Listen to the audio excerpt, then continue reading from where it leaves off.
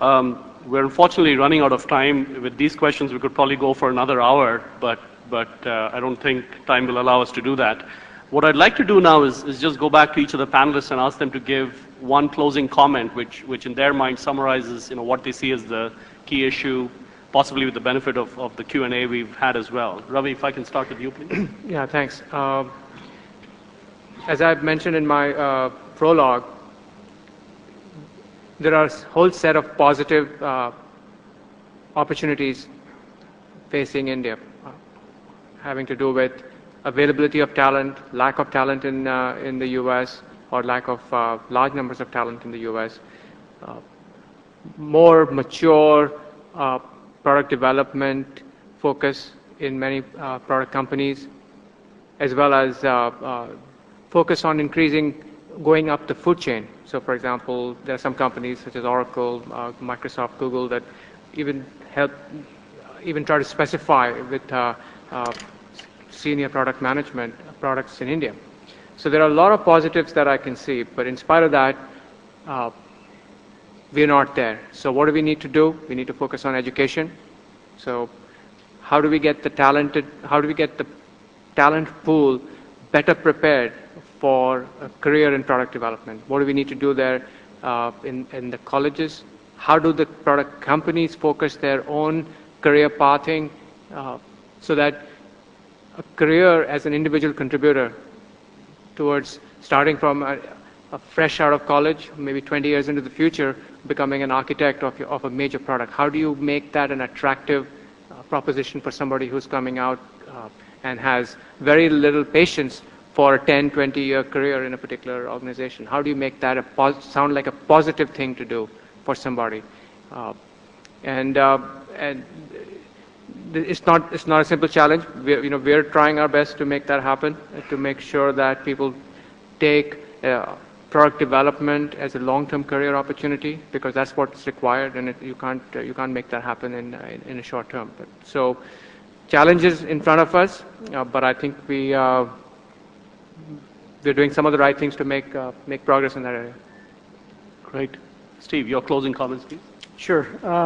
Well, first of all, I think there's tremendous opportunity in OPD in India. I think that the biggest single thing standing in the way of success in OPD is, frankly, it's corporate leadership. It's the ability to say, look, I'm willing to invest in the long term. In my view, I think that looking at it from the point of view of the IT company here in India, I think it can be actually a more profitable relationship, simply because of the nature of those of the agreements that we would put in place, or companies like ours would put in place. They're longer term, they're more stable relationships, and they should offer the opportunity to build more profitable businesses over time. So I think we're very bullish on it. I think it remains to be seen now on how well we as partners execute on that. Right. Gordon? Yeah, I think product development in India is here. It's here to stay. I think it will be a big wave. It's not easy to do. A lot of people confuse it with IT, and it's kind of like dentistry and brain surgery. I'm not going to tell you which one I think is which. There's no prizes for guessing, though. No, right? but there are, or heart surgery and brain surgery, right? I mean, they're both doctors, but they're different. They're very, very different skill sets and mindsets, even though they have a lot of similar things. So it's up to software companies if they decide to do it themselves, or it's up to companies like us who specialize to try and bring the art form up to the level it does need to be to compete on a large scale. And I have no doubt China will get there too. They certainly have the education system and the bright people, and just its process and experience over time. And I think the biggest challenge to India is the government not waking up and getting the infrastructure in shape. Because if you go to China and look at the infrastructure they have, it is unbelievably great. And we're kind of working in organized chaos or semi-organized chaos here in India, and that's not going to last forever. So it's going to be very interesting to see how the government steps up, and whether that's BPO or OPD or ITO or whatever is out there. It's one of the big challenges India faces and something I think India's got to step up and fix in the not-too-distant future. Right. Jonathan?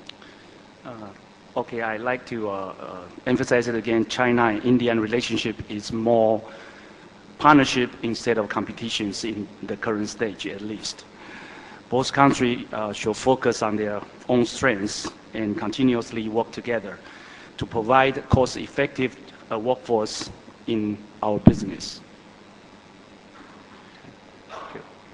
I think we've really had a very interesting discussion from the panelists on many facets touching product development and also the whole India-China debate.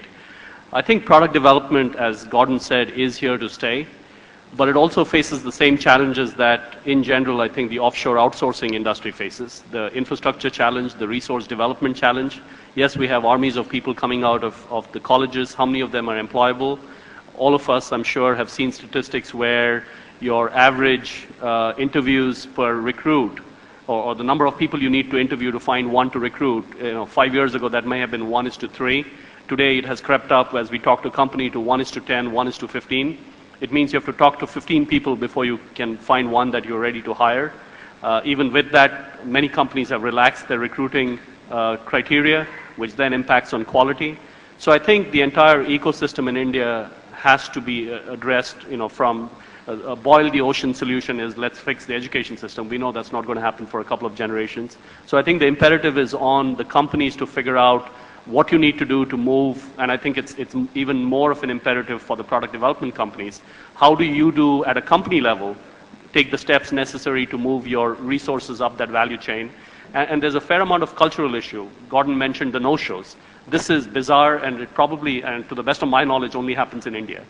I have not heard any other country in the world describe this phenomenon of people accepting job offers and not showing up on the first day, right?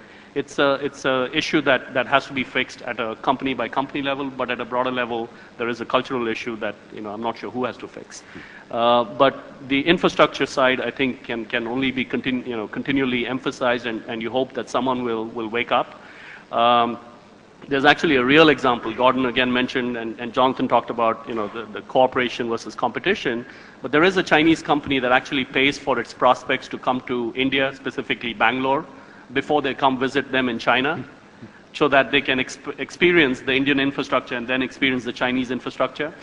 And the data they've given me on this, which is really bizarre from an Indian perspective, great from a Chinese perspective, is they haven't had a single client, haven't lost a single client to India that they have done that, right?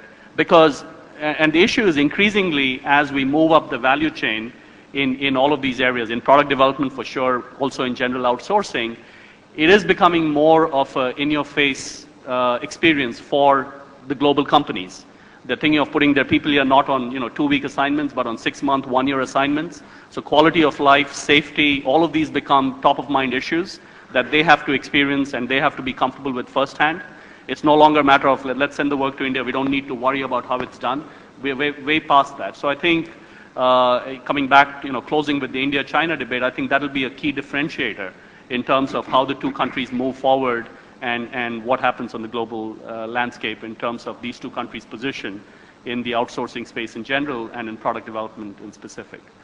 With that, I'd like to ask you to please join me in thanking our 4 panelists for an excellent job and a very interesting discussion.